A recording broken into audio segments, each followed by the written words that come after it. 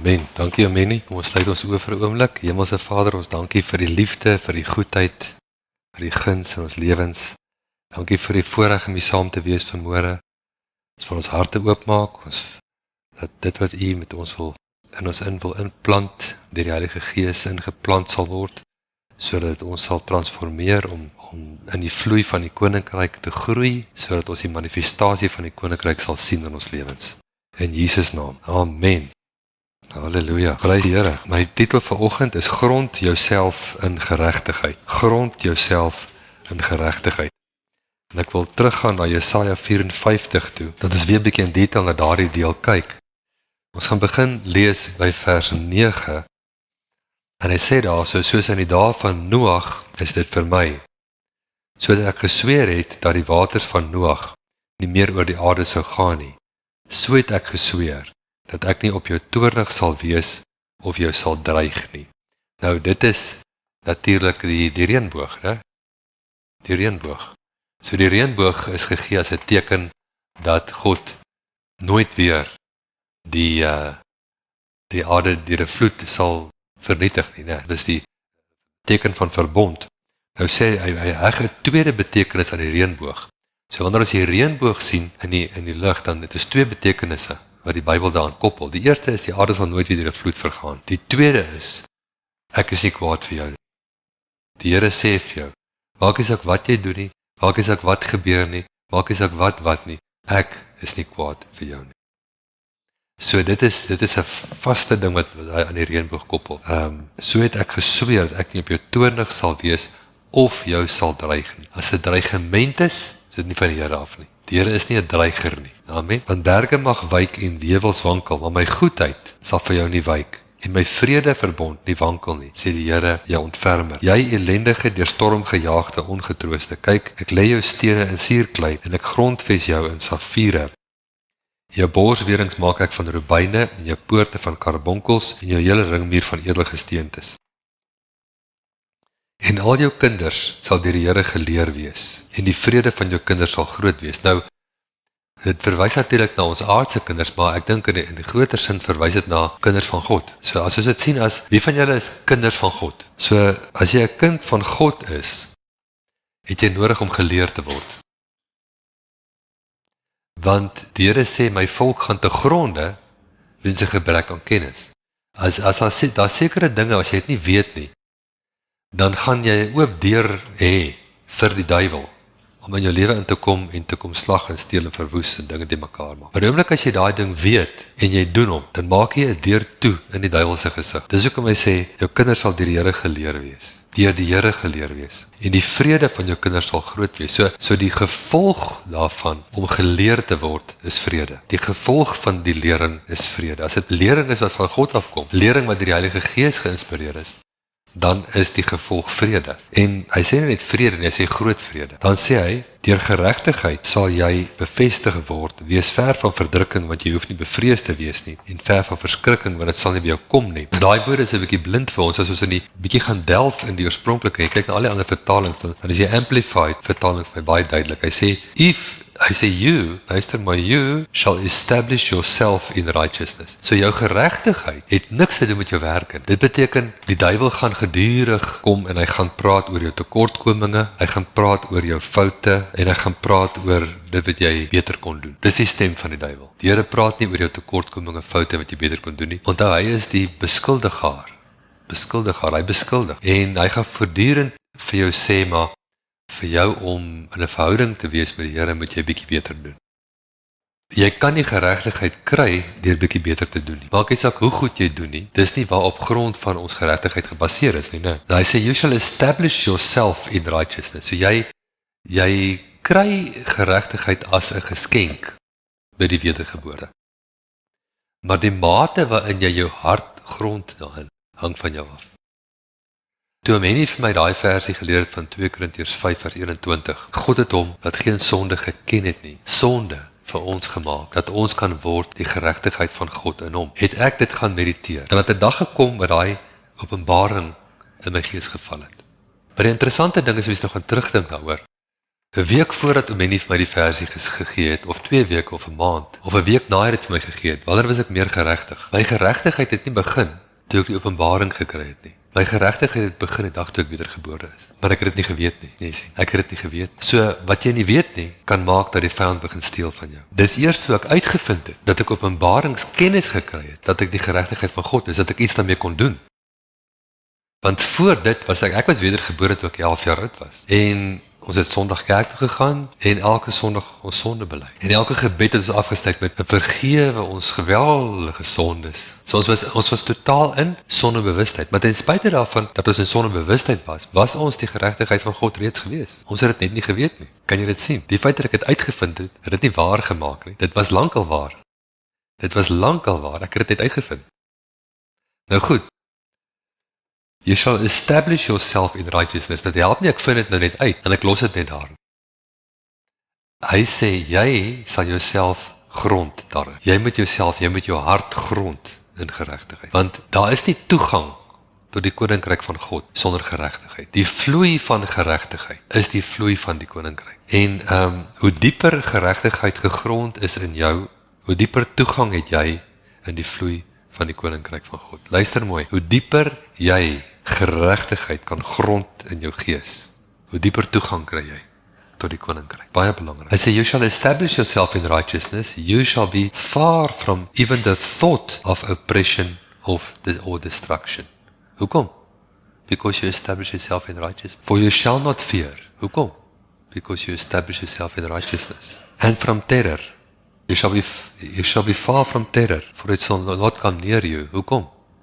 Because you established yourself in righteousness. Hoe dieper ek myself in geregtigheid kan wortel en grond, hoe moeiliker oukie word ek vir die duiwel om te hanteer. En dit word 'n lewenslange ding. Dit is nie net een oomblik. Jy kry die openbaring, ja, maar die aanslag sal aanhou kom.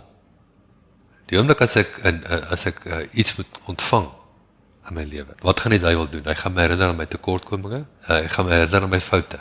Hy gaan vir my sê, maar jy wil nou genesing ontvang, maar ek weet vir 'n feit, jy het nie genoeg gebid nie. En hoeveel tyd lees jy elke dag die Bybel? 'n uur of meer? Nee, jy moet 2 ure 'n dag lees. En sien, sal nooit goed genoeg wees nie, as jy daai maatstaf vat nie. As ek oggend opstaan, is ek die geregtigheid van God voor ek gebid het, en voor ek Bybel gelees het. Ek hoef nie te bid en Bybel te lees, om die geregtigheid van God te word nie. Ek hoef nie werke te doen, om die geregtigheid van God te word nie. Ek word sommer wakker, as die geregtigheid van God. Amen. Nou Romeine 14, ons gaan terugkom hierna toe, maar Romeine 14 vers 17, sê die volgende, want die koninkryk van God is nie spys en drank nie, maar geregtigheid en vrede en blydskap in die Heilige Gees. En kyk na die volgorde daar, geregtigheid is eerste. Ek moet die openbaring van geregtigheid kry, en hoe dieper ek myself grond in geregtigheid, hoe meer vrede ervaar ek. En hoe meer vrede ek ervaar, hoe meer vreugde kry ek. Jy sien, dis die vloei. Die koninkryk van God is nie spys en drank nie. Wat hy wil sê is, dit gaan nie oor reëls en regulasies, raak nie, smaak nie, roer nie aan nie. Nee. Die koninkryk van God kom van die binnekant af. Dit gaan oor wat ek toelaat in my. Dit is 'n bonatuurlike vloei, wat heers oor hierdie wêreld, wat heers oor hierdie omstandighede, wat in elke omstandigheid kan heers. Amen. 'n bonatuurlike vloei, en dit begin by geregtigheid. Dan vrede, dan vreugde. Elkeen van hierdie is 'n krag. Geregtigheid, sê Efesiërs 6, is ons borsharnas. Dit is die ding dis nie 'n beenharnas of 'n voetharnas nie. Jy kan nog sonder 'n been of 'n voet lewe, maar jy kan nie sonder 'n hart lewe nie. Amen. So jy het 'n borsharnas nodig, jy 'n borsharnas van geregtigheid. Matteus 6 vers 33. Maar soek eers die koninkryk van God en sy geregtigheid. Daar kom hy, né? En al hierdie dinge sal vir julle bygevoeg word. Hoe dieper ek in geregtigheid ingaan, hoe dieper gaan ek in die koninkryk in. Soek allereerst die koninkryk van God en sy geregtigheid. Want die geregtigheid gee vir my vrymoedigheid. Die geregtigheid gee vir my verhouding met God. God verlang 'n verhouding met my. Maar sonder geregtigheid is ek die een wat nie kan met hom praat nie. Want ek voel te sleg.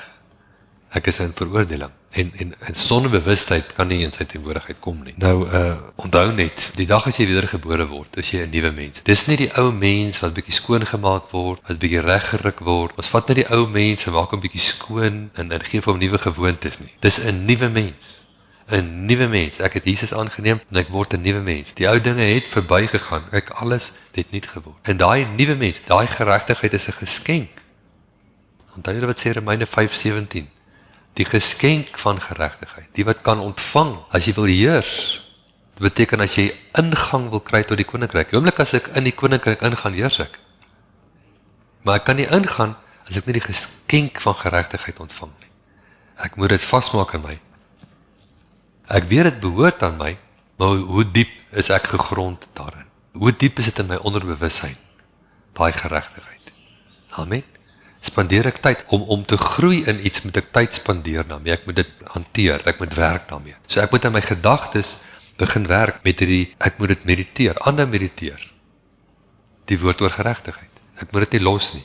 Amen. Ek moet dit nie los, dit is die eerste openbaring daarvan kry. Ek moet ander mediteer. Jesaja 32 vers 17. Jesaja 32 vers 17 sê en die werking van geregtigheid sal vrede wees. En die voortbrengsel van geregtigheid rus en veiligheid tot in ewigheid. Nou die King James vertaling sê as volg: And the work of righteousness shall be peace. And the effect of righteousness, quietness and assurance forever. So, as ek kort kom in my vredeswandel, dan beteken dit ek het die openbaring van geregtigheid laat glip. Ek laat die openbaring van geregtigheid glip. As ek daai openbaring laat glip, dan begin ek kort kom in my vrede. Want die effek van geregtigheid is vrede. So as ek vrede nodig het, dan moet ek mediteer. God het hom wat geen sonde geken het nie, sonde vir my gemaak, dat ek kan word die geregtigheid van God in hom. Ek moet dit ander mediteer, ek moet dit sien, ek moet weier om enige beskuldiging teen my te aanvaar. Amen. Ek moet elke beskuldiging, want wie bring beskuldiging teen die broers? Die Heilige Gees is nie die beskuldigaar van die broers nie. Dit is die duiwel wat die beskuldiging inbring. So ek moet elke beskuldiging antwoord. Ek is 'n nuwe mens. Ek is vrygekoop. Ek is skoon gewas deur die bloed van Jesus. Daai sonde bestaan nie meer nie, behoort nie aan my nie. Ek is vry. Ek staan volmaak voor hom. Jesus word genoem, Jesaja 9 vers 6, noem hom die vredevors. Die Engels sê the Prince of Peace. So ons sien dat in die vrede wat Jesus gehad het, is daar 'n geheim van die krag. So as ons aan dieselfde koninkryk wil wandel, waar ons ook krag het om dinge te verander, dan moet ons ook vrede, ons doen dit vanuit vrede. Niks moet jou vrede kan steel nie. Niks moet jou vrede kan steel nie. Jy moet vrede en vreugde bewaar. Vrede en vreugde bewaar. Jy sien, anders as jy soos jou die muis wat die slang, die muis sit daar en die slang staan daar en die muis is verlam. Hy sien die slang en hy is verlam. Die vrees, die slang raak nie aan die muis nie. Maar die muis kan nie weghardloop nie, hoekom nie? Vrees verlam hom. Moenie dat die duiwel dit met jou doen nie. Die duiwel sal jou dreig. Die duiwel sal teen jou kom. Hy sal jou probeer. En hy sal jou probeer. Die duiwel het nie krag aan homself nie, maar hy gaan jou eie vrees teen jouself probeer gebruik. Moet vir geen sekonde vrees toelaat nie. Vrees is 'n gees wat van die vyand afkom. Die opdrag wat ons gekry het van die Here Jesus af, die beginsels van die koninkryk berus hierop, dat die koninkryk van God is binne in julle. En binne in my kan ek nie vrees toelaat nie. Dan gaan ek uit die vloei van die koninkryk uit. Binne in my kan ek nie haat toelaat nie. Binne in my kan ek nie onvrede toelaat nie. Wat in my is wat belangrik is. As ek aan die binnekant van myself vrede kan hê, en die binnekant van myself vreugde kan hê, ongeag van die omstandighede, en die omstandighede kan my nie verander nie, dan gaan ek die omstandighede verander. Amen? Of die omstandighede gaan jou verander, of jy gaan die omstandighede verander. It's your choice. Amen? Jy het die woord van God in jou. Jy het die Heilige Gees in jou. Groter is hy wat in jou is, as hy wat in die wêreld is. Die Almagtige is in jou. Waarvoor sal jy bang wees? Amen? Jy sien toe Dawid vir Goliat getackle het hy hom getackle vanuit sy eenheid met God. Goliat het net homself gehad. sy size. Dawid was gekoppel deur verbond aan God. God is groter as Goliat. Amen. En dit was nie net 'n teorie vir Dawid. As dit net 'n teorie was, dan het hy 'n boekie daaroor gaan skryf en nooit vir Goliat aangeval nie. Hierdie ding was in hom ingegrafeer. Hy het dit gesing in sy psalms. Hy het dit in sy gees ingekry, totdat dit vir hom so werklik was. Toe hy in 'n situasie was, toe gaan hy vir hy. En dis waar ons wil kom. Ons wil onsself wortel en grond in geregtigheid. Ek is een met hom. Hy is een met my. Amen. Ek is in hom. Hy is in my. Halleluja. Johannes 14 vers 27 in die Amplified Bible sê die volgende: Peace I leave with you. My own peace I now give and bequeath to you. Not as the world gives do I give to you. Do not let your hearts be troubled, neither let them be afraid. Stop allowing yourselves to be agitated and disturbed, and do not permit yourselves to be fearful and intimidated and cowardly and unsettled. So, daai vrede het Jesus nagelaat, die prins van vrede, die vredevors, het sy vrede vir my nagelaat. Hy het vir my gesê, ek sit dit in jou. Die krag van vrede is in jou, dis 'n vrug van die gees. Liefde, vreugde, vrede. So daar's 'n krag in jou gees van vrede. En al wat jy moet doen is om dit te ontwikkel. So jy ontwikkel dit deur jouself te grond in geregtigheid. Want die effek van geregtigheid is vrede. Ek moet hieroor mediteer. Ek moet die een oomblik 'n beskuldiging teen myself aanvaar nie. Ek is vry. Die bloed van Jesus het my vrygemaak. Amen. Die Here sien my volmaak. As die Here my volmaak sien, wie is ek om myself as minder te sien? Hy sien my as sy bloedgewaste kind. Nie as 'n sondaar nie.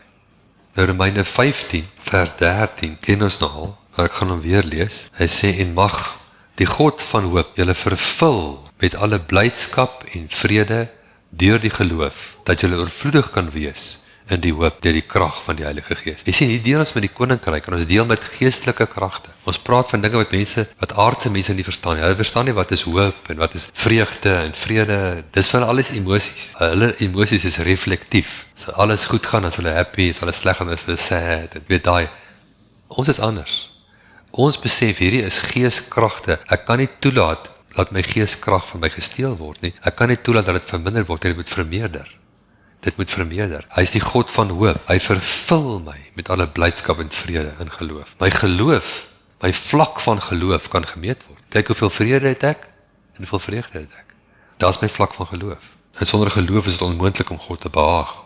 Nou goed, Romeine 8, gaan ons na, vers 1 en 2. Hoe wortel ons onsself? Hy sê, daar is dan nou geen veroordeling vir die wat in Christus Jesus is nie.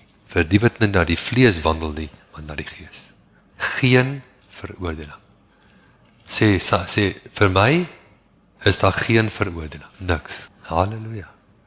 Jy moet dit mediteer, jy moet dit sê, jy moet dit elke dag spreek. Geen veroordeling vir my. Geen veroordeling vir my. Sê dit oor en oor.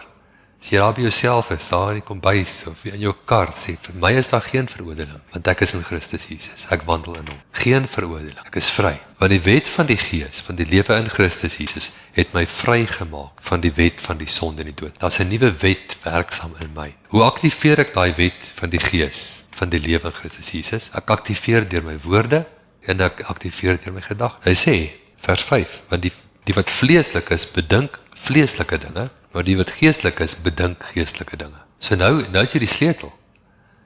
2 Korintiërs 10 vers 5, sê ons moet elke gedagte gevange neem. Elke gedagte, hoe neem jy gedagte gevange? Jy praat met hom. Jy sê, nee gedagte, ek weier jou. Ek is nie siek nie. Ek is die geneesde van die Vader. Ek is nie arm nie. Ek is die geseënde van die Vader. Amen. Ek kom nie tekort nie. Ek het meer as genoeg. Deur die goedheid van my Vader. Jy antwoord daai gedagtes. Want wat die vlees bedink is die dood, want dit sit die verkeerde wet in aksie. Die wet van die sonde en die dood word in aksie gesit deur wat jy bedink. Dis hoe belangrik jou gedagtes is. Jy kan jouself dooddink. Jy kan jou besigheid dooddink. Jy kan jou huwelik dooddink. Jy kan enigiets dooddink. En die duiwel sal jou help daarmee, want die duiwel is vol vrees. As die duiwel manifesteer, dan manifesteer vrees. En dit is nie jou vrees nie, dit is sy vrees. Jy voel die vrees, maar dit is syne. Hy is vol vrees. Hy is die gees van vrees. So ons drink nie uit die gees van vrees nie. Ons spoeg dit uit. Ons drink uit die gees van krag, liefde, selfbeheersing. Romeine 4 vers 21 praat van Abraham en dit sê en hy was ten volle oortuig dat hy ook die mag het om te doen wat hy beloof het. Hy was ten volle oortuig. En dit is as ons onsself wil grond in geregtigheid, dan beteken dit ek moet tyd vat om my innerlike wese ten volle te oortuig aangaande my geregtigheid. En dit is wat dit beteken om jouself te grond in geregtigheid. Ek werk met my innerlike mens en ek wil my innerlike mens oortuig. Ek wil so op hierdie punt kom waar Abraham was, ten volle oortuig. So hoe het Abraham daar uitgekom? Hy het uitgekom deur waarna hy gekyk het. Hy het gekyk na die sterre van die hemel en nie sy eie liggaam nie. Hy het weggekyk van die aardse realiteit en begin kyk na die hemelse realiteit. Hy het sy fokus verander. So die eerste stap wat ek wil doen, myself innerlike wese ten volle te oortuig. Hou op kyk na jou foute. Hou op dink oor jou foute. Hou op sleg voel oor jou fout. Kyk 'n bietjie weg van jou foute en begin kyk na wie jy is in Jesus. Wie het hy jou gemaak? Begin dit voor jou oë hou. Begin voor jou oë hou wie hy sê jy is. Nie wat die wêreld sê jy is, of ander mense sê of dink jy is nie, maar wie Jesus sê jy is. Hou dit voor jou oë. Dis die eerste ding. Abraham het die regte ding voor sy oë gehou. En ek en jy myself te grond in geregtigheid, moet ek geregtigheid voor my oë hou. Ek moet voortdurend voor my oë hou, dat ek is die geregtigheid van God. Ek moet hierdie versie voor my oë hou. 2 Korintiërs 5 vers 21. Tweedens het Abraham sy woorde verander. Hy het begin om dit te spreek. Hy het homself nie meer Abraham genoem nie, maar Abraham, wat beteken vader van 'n menigte. So hy het homself geroep wat God hom roep. So nou moet jy jouself begin roep. Ek roep myself, ek noem myself die geregtigheid van God in hom. Ek is God se geregtigheid. As jy nog nooit God se geregtigheid gesien het nie, welcome to the party. Jy sien dit nou, ek is God se geregtigheid. Amen. Nou sien jy God se geregtigheid. Dit is hoe God se geregtigheid lyk. Amen. Jy sien dit, jy roep dit, jy spreek dit, jy bou dit in, dis jou werk. Jy moet jouself grond in geregtigheid. Hoe dieper jy jouself grond in geregtigheid, meer groter sal jou vrede. Die effek van geregtigheid is vrede. Amen. En ons sien dit ook hier in Romeine 10. Romeine 10 gee dieselfde beginsel mee. So Romeine 10 gaan ook oor hierdie geregtigheid. As ek daar van bo af lees, dan vers 3 sê hy, want omdat hulle die geregtigheid van God nie ken nie, en hulle eie geregtigheid probeer oprig, het hulle aan die geregtigheid van God nie onderwerp nie. Nou vers 8 sê, maar wat sê dit, die geregtigheid? Naby jou is die woord in jou mond en in jou hart. Dis die woord van die geloof wat ons verkondig. So ons weet al, ons moet die woord in ons monde sit, dat dit in ons hart in kan kom. Maar die eerste woord om in jou mond in te sit, om in jou hart in te kry, is die woord van geregtigheid. Amen. Dis die konteks van hierdie deel. Ek is die geregtigheid van God in hom. Ek is die geregtigheid van God in Jesus. En dan vers 17 sê, die geloof is dus uit die gehoor, en die gehoor is deur die woord van God. So ons sien dat die woord gehoor word herhaal, 2 keer in daai vers. Ons noem dit die wet van herhaling. Die wet van herhaling. Die duiwel ken ook daai wet. Die duiwel gaan nie na jou toe kom net 1 keer vir jou sê. Wie vind jy dat as die duiwel na jou toe kom en hy sê iets negatief of hy sê dit net 1 keer? Nee, wat doen die duiwel? Nou aan, wat doen hy? Hy gebruik die wet van herhaling. Maar jy kan daai wet in die positiewe gebruik. Jy kan die woord van God vat. Jy herhaal dit. Jy sien elke keer as die duiwel jou darra, elke keer as jy jou aanval jou gedagtes, dan kan jy hom herhalend afslaan met die woord. Jy herhaal die woord. Hy herhaal sy beskuldiging, jy herhaal die woord. Hy herhaal sy beskuldiging, jy herhaal die woord. En jy gaan nie eens wat wen nie hy nie. Amen. Jy slaan daai beskuldiging af. Jy slaan daai gedagte af. Daai gedagte het gekom om te steel van jou. Jy weet wat die oorsprong daarvan is. Dis nie die Vader nie, dis van die vyand af. Jy slaan hom af. Jy vat die woord en jy slaan hom af. Daar kom dalk gedagte van vrees. Jy vrees vir jou veiligheid. Jy het een of ander storie gehoor van iemand wat vermoor is en nou dink jy gaan volgende wees. So wat moet jy doen? Jy moet met die vrees deel. So jy beter daai gees van vrees aanspreek. Jy moet gaan staan op Psalm 91. Psalm 91 sê, hy is my vesting, my rots, my God, op wie ek vertrou. Jy herhaal dit, tot jou hart jou hoor. Jou hart moet jou glo, dan dryf jy die vrees uit. Volmaakte liefde dryf die vrees uit, sê 1 Johannes, né? So, hoe kom ek by daai volmaakte liefde uit? Ek moet dit ontvang. Maar ek kan nie die volmaakte liefde ontvang, of die vloei van volmaakte liefde ontvang, as ek nie in geregtigheid staan nie.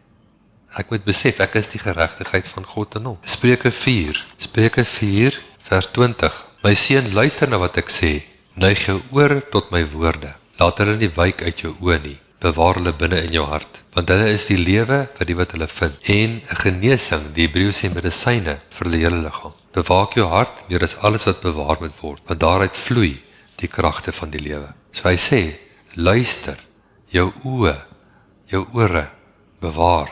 Jy sien daai woorde. Dis hoe jy iets grond in jou. Van daai woord van geregtigheid, hoor dit, spreek dit, luister dit, sê dit. Amen. Werk daarmee. Ek en jy moet daagliks werk met die woord van geregtigheid. Ons kan dit nie net eenmaal hoor en laat gaan nie. Dis te min. Amen. Ons moet daagliks werk. As ons daagliks met iets werk, dan word ek vaardig. Hoe meer ek werk met 'n ding, hoe vaardiger word ek. Ek kan nie 'n goeie verwer wees as ek net een keer gaan verf. Ek moet oor en oor dit doen, dan word ek vaardig. Enigiets wat ek doen, as ek dit genoeg oefen, kan ek vaardig word. So ek moet my oefen in die woord van geregtigheid. Ek moet my vaardigheid opbou. Ek moet op 'n punt kom waar ek so in my innerlike wese oortuig is van my geregtigheid, dat niks wat gesê word, of geen aanslag, of geen beskuldiging kan my daarvan afbring nie. Ek is die geregtigheid van God in hom. Ek en hy is een. Amen. Jesus het by Lazarus se graf aangekom as die geregtigheid van God. Ek het eendag dit so oorstel, het gesê, righteousness have spoken, and death bowed its knee. Die geregtigheid het gepraat, en dood het sy knie gebuig. Jy sien, as jy waarlik jouself op daai vlak kan grond in geregtigheid, wat Jesus was, dan sal jy die resultate van Jesus kry. Amen. En dit is so maklik. Al wat jy moet doen is te werk aan jou bewussyn van geregtigheid. Josua 1 vers 8 praat hy ook van die beginsel van herhaling, die beginsel om dit voor jou te hou. Hy sê, hierdie woord wetboek mag nie uit jou mond wyk nie, maar bepeins dit dag en nag, sodat jy nougeset kan handel volgens alles wat daarin geskrywe staan. Want dan sal jy in jou weë voorspoedig wees, en dan sal jy met goeie gevolge handel. So jy kan daai versie van toepassing maak op die woord van geregtigheid. En jy kan daai woord van geregtigheid in jou mond sit, in jou ore inkry, in jou oë en in jou gees. Spreek dit, herhaal dit, beskerm dit. Dit is jou borsharnas. Moenie vir een oomblik jou borsharnas uittrek nie. Hoe trek mens jou borsharnas uit? Jy dink 'n gedagte van veroordeling. Dan is jou borsharnas uitgetrek. So ek gaan nie daai gedagte aanvaar van veroordeling nie. Ek weier om die gedagte van veroordeling te aanvaar. Ek bestraf daai gedagte. Daai gedagte is 'n pyl gerig teen my borsharnas. My borsharnas is sterk genoeg. My openbaring van geregtigheid is sterk genoeg om daai pyl te hanteer. Hebreërs 5, dis gaan na die boek van Hebreërs toe, hoofstuk 5, vers 12. Want hoewel julle van weer die tyd leraars behoort te wees, het julle weer nodig dat 'n mens julle die eerste beginsels van die woorde van God moet leer. En julle het weer behoefte aan melk en nie aan vaste spys nie. Want, hoekom? Elke wat melk gebruik is onervare in die woord van geregtigheid. Dis die eerste woord, dis die eerste openbaring. Hoe dieper, dit maak my, hoe dieper ek my openbaring kan bou van geregtigheid, hoe sterker word ek geestelik volwasse. Ek word 'n geestelike volwassene deur my openbaring van geregtigheid. Maar wat vaste spys is vir volwassenes, die wat geestesvermoëns besit, deur die gewoonte geoefen om goed van kwaad te onderskei. Wie is dit? Die met die openbaring van geregtigheid. Daai openbaring van geregtigheid, Hebreërs 10, vers 1 en 2. Ons ken hierdie. Want die wet, wat 'n skaduwee het van die toekomstige weldade, nie die beeld self van die dinge nie, kan nooit deur dieselfde offers wat jaar na jaar gedurig gebring word, die wat toetree tot volmaaktheid lei nie. Anders sou hulle opgehou het om geoffer te word, maar die wat die diens verrig, nadat hulle eenmaal gereinig is, geen bewussyn meer van sondes sou gehad het nie. Jy sien, jy moet besop as 'n Christen dat jy nie wette maak nie. Jy maak wette vir jouself. As ek genoeg tyd in die woord spandeer, en ek het genoeg gebid, en dan is ek die geregtigheid van God. Maar as ek nou 'n bietjie afgeskep, dan is ek nie meer die geregtigheid van God nie. Jou performance, jou geregtigheid is nie gebaseer op hoeveel jy bid, en hoeveel jy, nou ek sê nie, jy moet nie bid nie, en ek sê ook nie, jy moet die tyd in die woord spandeer nie, jy moet, maar jou geregtigheid kan nie gebaseer wees daarop nie. Verstaan jy? Jy is net so geregtig die oggend as jy wakker word voor jy gebid het, as na jy gebid. Jy is net so veel die geregtigheid van God voor jy die woord gelees het, as na jy die woord gelees het. Amen.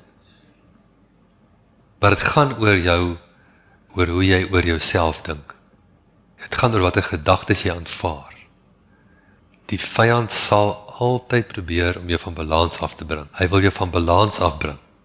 En hy gaan jou vrede wil steel. Hy bring jou van balans af deur jou vrede te steel. En die enigste wat kan toelaat dat jou vrede gesteel word, is jy. Ek gee nie om wat gebeur nie. Hulle het vir Jesus probeer afgooi van 'n kloof af. Wanneer laas het iemand jou van 'n berg probeer afgooi? En hulle kon nie sy vrede steel nie. Dis geweldige vrede. Maar jy stamp jou toon 2 keer, en as jy vies, en vrede is weg. Hulle probeer hom van 'n berg afgooi, hulle kan nie sy vrede steel nie. Dis tyd dat ons moet groei in vrede. Jy moet besef, my lewe gaan hieroor. My geloof gaan hieroor. Jou geloof werk deur vrede en vreugde. En jou geloof beïnvloed almal om jou en jouself. Ons almal het jou geloof nodig. Amen. Die mense om jou, daar's mense om jou wat jou geloof nodig het, wat nooit die Here sal leer ken as nie vir jou is nie. Elkeen van ons het iemand in ons lewe. Jy het iemand rondom jou wat nooit, hulle is op pad hel toe. En as jy 'n geloof sal staan, net 'n geloof staan, sal hulle lewe omgedraai word. So jy kan nie, jy het nie die luxury om te kies, gaan ek nou vandag in vrede bly, of gaan ek so bietjie, net so bietjie, uit vrede uitgaan. Hè? Jy kan nie. Dan gaan jy uit krag uit. Jy gaan uit geloof uit. Jy gaan uit die beskerming uit. Jy gaan uit alles uit. In noodsituasies. Die belangrikste ding wat nodig is vrede. Die verskil tussen 'n goeie uitkoms en 'n slegte uitkoms is baie keer die vlak van vrede wat gehandhaaf kan word in die noodsituasie. Hoe erger die situasie is, en hoe meer van 'n nood die situasie is, hoe groter belang is vrede. Amen.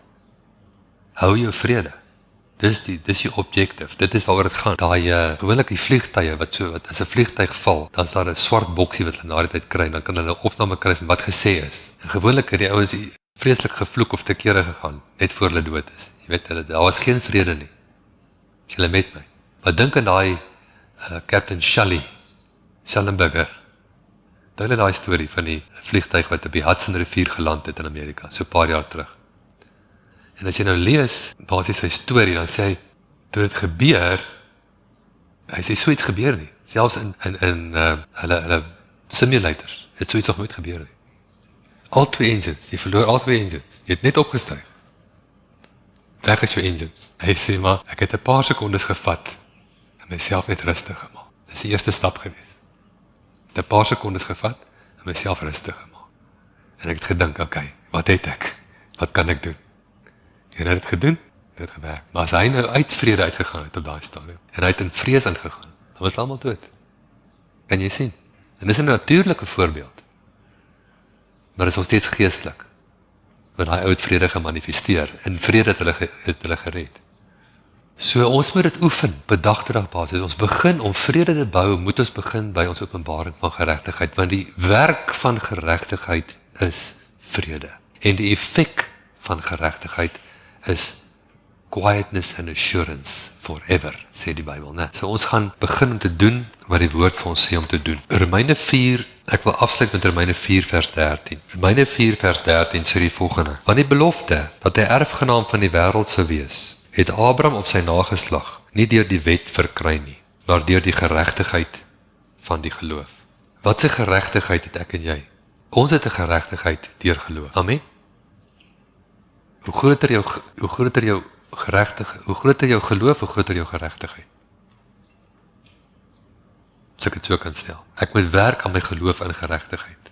Ek moet wortel in geregtigheid. My geregtigheid is 'n geloofsgeregtigheid. Dit het niks te doen met my vleeslike werke nie. Met hoe goeie mens ek is nie. Met wat ek doen en nie doen nie. Hoe ek die wet hou of nie die wet hou nie. My geregtigheid is gebaseer op een ding: geloof. Jesus het gepraat van, en toe Jesus op die aarde was, het gepraat van groot geloof en kleiner geloof. Het julle gelees. Hy het gesê van daai hoof van oor 100, hy het gesê, so 'n geloof. Daai julle, het ek in Israel nie gekry nie. Hey, dis 'n makula geloof. Wat is 'n teken van groot geloof? Dis iemand wat glad nie sleg voel nie. Hy sê in 1 Johannes 1 vers 9, as ons ons sondes bely, hy is getrou en regverdig. Hy vergewe ons die sondes en hy reinig ons van alle ongeregtigheid. So hy maak ons skoon van die sondebewustheidsvloei. Die vloei van sondebewustheid is die aardse vloei. Dis die menslike vloei. Die aardse vloei, die menslike vloei is die vloei van sondebewustheid. So nou gee hy vir ons 'n redding. Hy sê vir ons kom bely. Jy's 'n Christen. Onthou hierdie vers is nie geskryf van die wêreld nie.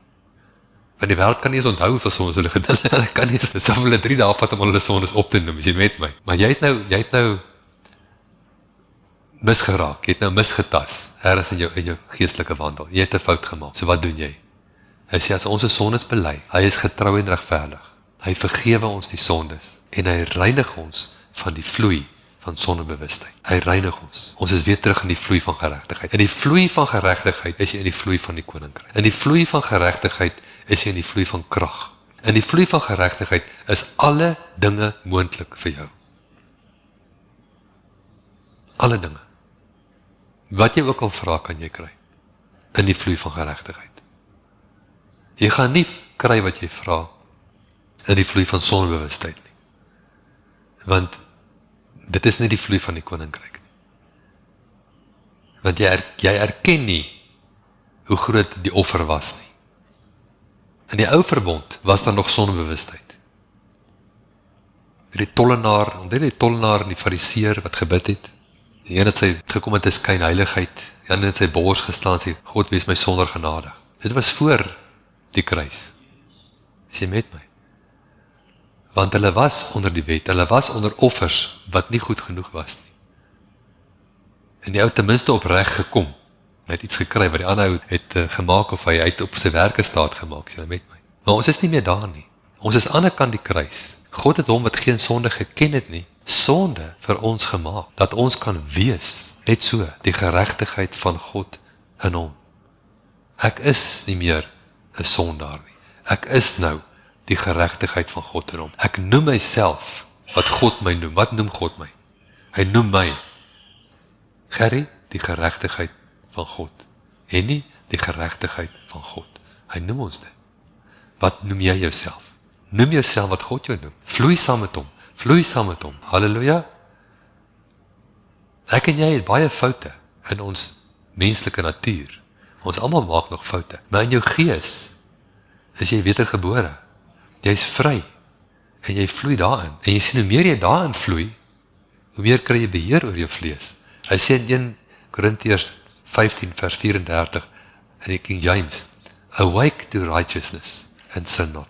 Die oomblik as ek wakker word, as ek 'n openbaring kry van my geregtigheid, dan verloor sonde sy hou vas. Solank ek probeer op 'n sondig, hou ek aan sondig. Paulus het dit gesê, hoe harder ek probeer op 'n sondig, hoe meer sondig ek sê, is 'n wet. Hy sê, maar ewe skielik het ek vrygekom, ek het 'n tweede wet ontdek, die wet van die gees, van die lewe in Christus Jesus. Nou kry ek die openbaring, maar ek is nie meer 'n sondaar nie, ek is die geregtigheid van God. Ek noem myself die geregtigheid van God. Ek bedink myself die geregtigheid van God. Ek spreek dit en ek tree op as die geregtigheid van God. Daar was 'n bekende prediker, die vorige eeu, Lester Sumrall. Hy was 'n evangelis wat reg oor die wêreld gegaan het. En hy het so 'n openbaring gehad van geregtigheid. As hy op 'n vreemde land aankom en hy stop daar, hy staan en hy klim by die vliegtuig af en sê hy, Satan, ek is hier en ek neem oor. Jy sien, hy is die geregtigheid van God. Amen. En hy het uitgeleef, hy het dramatiese wonderwerke gesien gebeur. Mense het vrygekom het dramaties, omdat hy geweet het wie hy is. En hy het dit nie laat glip nie. Ek sê vir jou, as jy besef, as jy openbaring kry, jy bou dit en jy bou dit. Die vrede, ek dink hoe groot is die vrede in jou lewe. As jy weet, sonder om te twyfel, God het my rug. God omring my. Hy is in my, hy is rondom my, hy seën my elke ding wat ek my hand aan sit om te doen, seën hy. Amen. Daar's 'n ou gewees, hy het gepreek en hy het die woord gebring in verskillende plekke. En daar was eendag toe hy so preek, toe is daar 'n vrou wat opspring in die middel van die diens en sy klip hard gaan sy in tale aan, bid in tale in die middel van die boodskap.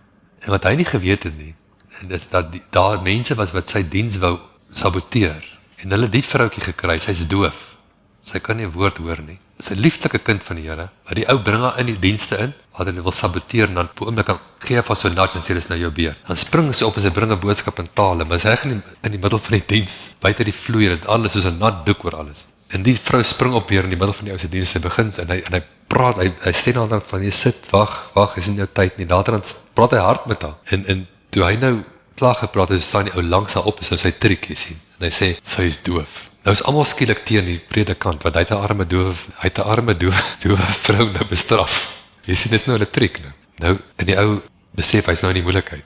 Wat gaan hy nou doen? Hy het nou 'n doewe vrou bestraf. En hy draai binnekant toe en hy luister. Hy sien hy's die geregtigheid van God, so hy hoor, Here wat nou? En die Heilige Gees sê vir hom, roep haar vorentoe, ek sal haar ore oopmaak. Amen. Hy roep haar vorentoe. Hy bid vir haar, hy ore gaan. Daar's daai ou se pap het weg. Die Here diens is ook kyk die krag van die Here val op daai diens soos nog nooit tevore nie. Kan jy sien? Maar dit is die geregtigheid van God. Jy sien ek het net die vrymoedigheid om iets te probeer as ek nie gewortel is. Ek gaan terugduins van dinge af as geregtigheid nog nie diep genoeg in my gewortel is. Ek moet hierdie geregtigheid wortel diep in my. Elke dag, en dit gaan groei. En dan gaan 'n punt kom waar jy ook daai vrymoedigheid het, waar jy gaan weet, jy gaan nou vir daai enetjie bid en hulle ore gaan oopgaan. Amen. Het geen twyfel nie. Kom ons bid saam. Hemelse Vader, ons dankie vir die liefde vir ons. Ons dankie dat ons die geregtigheid kan wees van God in Christus. Deur die bloed van Jesus staan ons volmaak voor U. Ons weier elke aanslag op ons denke en ons dankie dat U vir ons wysheid gee hoe om onsself te grond in geregtigheid, sodat die effek van vrede en vreugde sigbaar word in ons lewens. Ons dank U daarvoor in Jesus naam. Amen. Halleluja.